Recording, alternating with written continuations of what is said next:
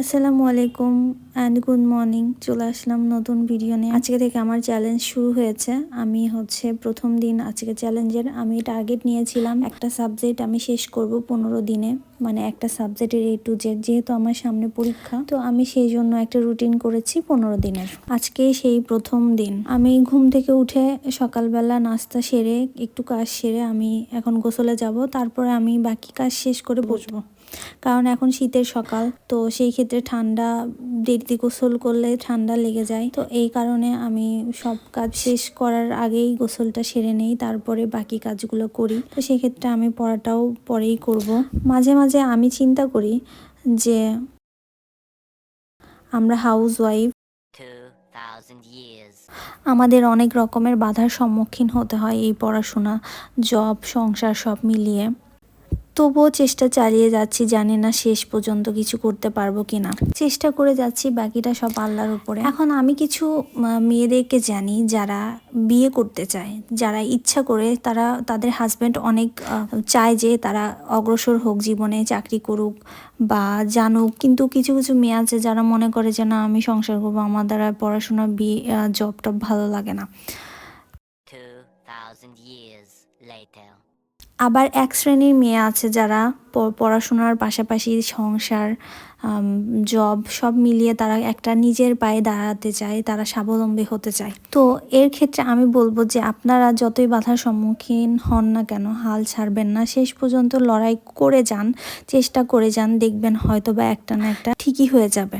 আমি নিজেকে এইভাবে মোটিভেট করি, যখন আমার মানে ডিমোটিভেট মনে হয় তখন আমি নিজেকে এইভাবেই সান্ত্বনা দেই।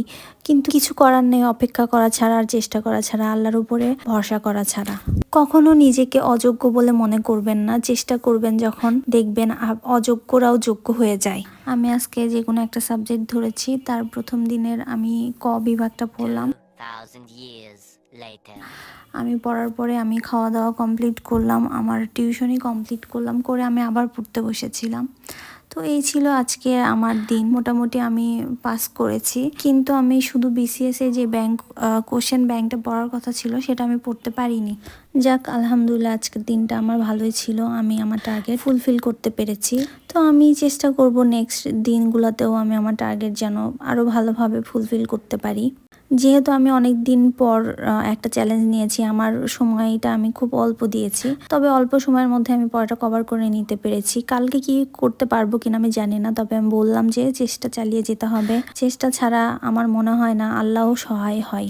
আর আমি এই ভিডিওটা কেন বানানো শুরু করেছি, আমি এই ভিডিওটা বানানোর কারণ হচ্ছে গিয়ে আমি যেন আমার পড়াশোনাটাকে একটা টাইম টেবলের মধ্যে আবদ্ধ করতে পারি।